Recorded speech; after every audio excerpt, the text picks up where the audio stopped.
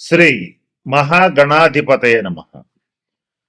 మనం చాలాసార్లు ఏమనుకుంటామంటే, గతంలో ఈ పొరపాటు చేసాం, మరలా అవకాశం వస్తే ఈ పొరపాటు చేయకుండా ఉందాం అని ఒకసారి అనుకుంటాం.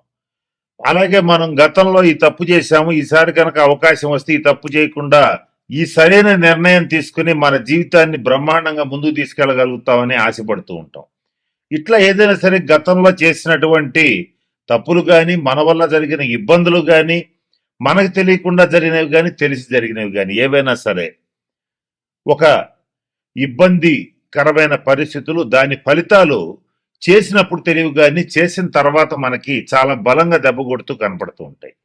అటువంటి వాటి నుంచి తప్పించుకోవటానికి ఒక 136 రోజుల పాటు, అంటే జూలై 27 2026 నుంచి డిసెంబర్ 10 2026 వరకు శని వక్రించి ఈ 136 రోజుల పాటు మనం ఏదైతే చెయ్యాలనుకుని మిస్ అయిపోయామో గత 2.5 సంవత్సరాల్లో అది మళ్ళీ చేసి సక్సెస్ సాధించడానికి, జరిగిన తప్పులు దిద్దుకోవడానికి, జరిగిన ఇబ్బందుల నుంచి బయటపడటానికి ఒక 4 రాశుల వాళ్ళకి మంచి రాజయోగం ఇస్తూ అవకాశం ఇస్తున్నటువంటి శని వక్రగ్రహ సంచారం ఏదైతే ఉందో ఈ 4 రాశుల వాళ్ళని ఏ రకమైనటువంటి నిర్ణయాలు తీసుకుంటే, ఏ తప్పులు సరి చేసుకుంటే ఎలా ముందుకెళ్ళొచ్చు అనేటువంటి అంశం గురించి జ్యోతిష్ శాస్త్ర పరంగా కొన్ని సూచనలు, సలహాలు ఇప్పుడు నేను మీకు తెలియచేయడానికి ప్రయత్నం చేస్తాను.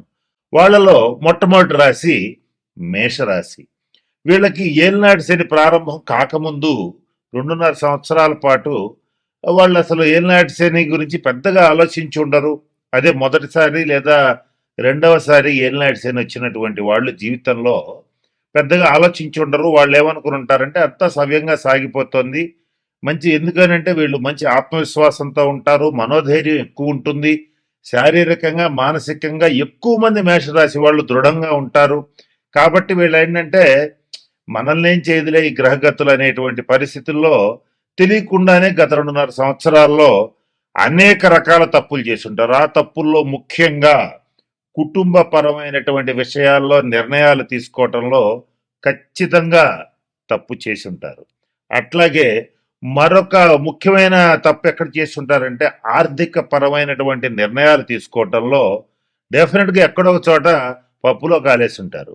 అంటే ఎక్కడ సపోజ్ ఒక వ్యాపారస్తుడు, మేషరాశి వ్యాపారస్తుడు ఒక చోట వ్యాపారాల్లో డబ్బులు పెట్టాలి.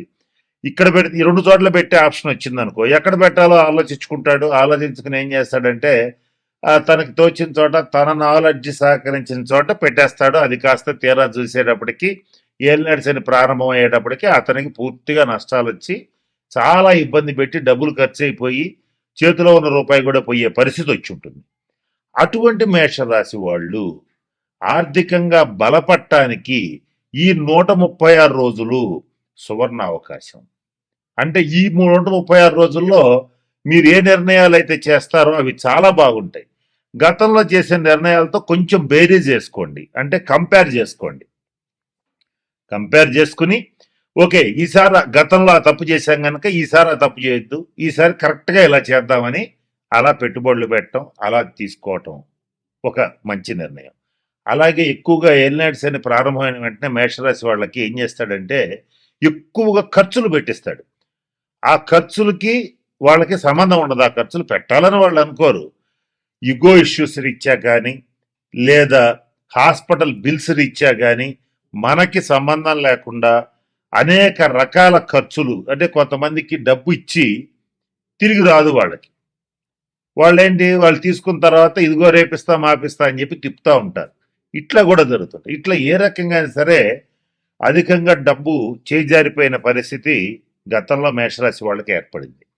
దాని నుంచి తప్పించుకోవడానికి 136 రోజులు గొప్ప అవకాశం. ఎట్లా చేయాలి అంటే నష్టద్రవ్య ప్రాప్తికి, ఎట్లా ఎవరైనా డబ్బులు ఇచ్చి మిస్ అయినా ఏదైనా ఇట్లా జరిగితే కార్తవీర్యార్జున మంత్రాన్ని జపించండి. లేదా మీకు రాకపోతే ఎవరో ఒకళ్ళ బ్రాహ్మణ సహాయంతో కార్తవీర్యార్జున మంత్రాన్ని జపించి ఆ తీర్థం కనుక తీసుకునేటట్లయితే నష్టద్రవ్య ప్రాప్తి కలుగుతుంది మేషరాశి వాళ్ళకి. అంటే ఫైనాన్షియల్గా పోయిన డబ్బు లేదా రాదనుకున్న డబ్బు తిరిగి వస్తుంది. అలాగే మేషరాశి వాళ్ళు కొంతమంది ఏం చేసి ఉంటారంటే గతంలో కొంచెం ఆవేశపరులు గనక సహజంగానే కొంచెం కోపం వచ్చినప్పుడు ఫస్ట్ ఇగోకి పోయి కోర్టు కేసులు వేయటం, అవతల వాడు రాజీకి వచ్చినా కూడా వీళ్ళు రాజీకి రాకుండా కోర్టులో న్యాయం జరుగుతుందనేటువంటి ఒక భ్రమతో ముందుకెళ్ళి డబ్బు, టైము, మానసిక శాంతి అన్ని పోగొట్టుకుంటారు. ఇలాంటి వాళ్ళు కూడా ఈ 136 రోజుల్లో ఆ తప్పులను సరి చేసుకోవడానికి అవతల వాళ్ళతో కూర్చుని మాట్లాడి ఏదైతే ఉందో వ్యవహారం దాన్ని సెటిల్ చేసుకోవడానికి ప్రయత్నం చేయండి. అట్లాగే ఈ మేషరాశి వాళ్ళు కుటుంబ సంబంధమైనటువంటి విషయాల్లో జీవిత భాగస్వామితో కానీ, కుటుంబ సభ్యులతో కానీ, తండ్రితో కానీ, ముఖ్యంగా తండ్రితో కానీ, జీవిత భాగస్వామితో కానీ కొంచెం గతంలో కొద్దిగా ఏదైనా తప్పుగా ప్రవర్తించినా, వాళ్ళ మీద కొంచెం అగ్రెసివ్గా వాళ్ళ మీదకి వెళ్ళినా, లేదా వాళ్ళు వీళ్ళ మీదకి వచ్చినా, ఎట్లా జరిగినా సరే దాన్ని సరి చేసుకునే అవకాశం అనేటువంటిది ఈ 136 రోజుల్లో వీళ్ళకి లభిస్తుంది. అట్లా వీళ్ళకి ఫైనాన్షియల్గా, కుటుంబ పరంగా, వ్యాపార పరంగా, ఆర్థికంగా ముందుకెళ్ళటానికి ఈ శని వీళ్ళకి 136 రోజులు అద్భుతమైన అవకాశాలు ఇస్తాడు. కనుక వచ్చిన అవకాశాలను వచ్చినట్లుగా కొంచెం జాగ్రత్తగా జాతకాన్ని పరిశీలింపజేసుకుని ముందుకెళ్ళగలిగితే మరిన్ని శుభ ఫలితాలు డెఫినెట్గా పొందగలుగుతారు. కనుక ఈ 4 రాశుల వాళ్ళకి ఈ 136 రోజులు శనీశ్వరుడు మంచి అవకాశాలు ఇస్తున్నాడు.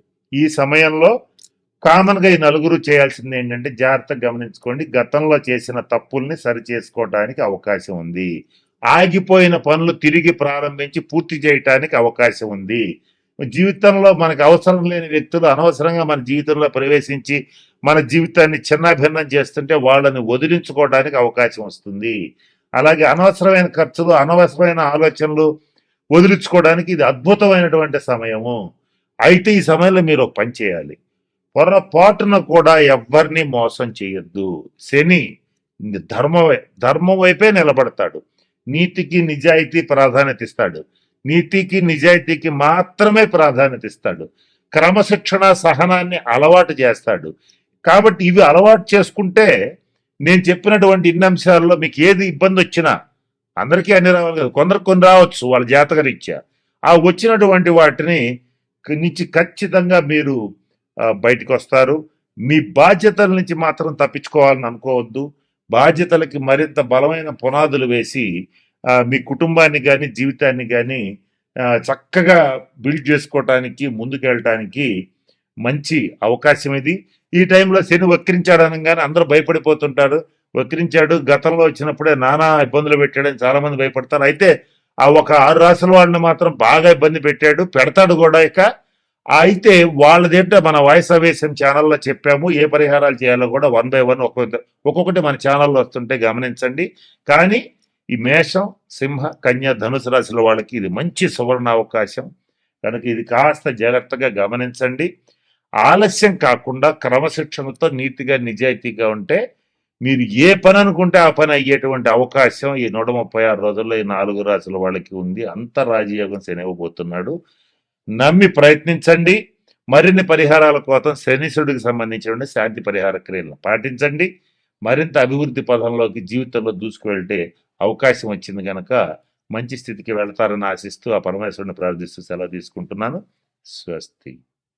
తెలియచేస్తాను అదేమిటంటే, ఇటువంటి రోగాలు ఉన్నటువంటి వాళ్ళు ప్రతి శనివారం నువ్వుల నూనెతో అభ్యంగన స్నానం చేసి ఒక ఇనప మూకుడు తీసుకుని దాంట్లో నువ్వుల నూనె, కొంత ఆమదం కలిపి దాంట్లో ముఖాన్ని చూసుకుని ఒక బ్రాహ్మణుడికి అతని సంతృప్తి పడేంత దక్షిణ ఇచ్చి దానం చెయ్యాలి. ఆ ఇనప మూకుడు, నువ్వుల నూనె, దాంట్లో కలిపినటువంటి ఆవదంతో సహా దానం చెయ్యాలి.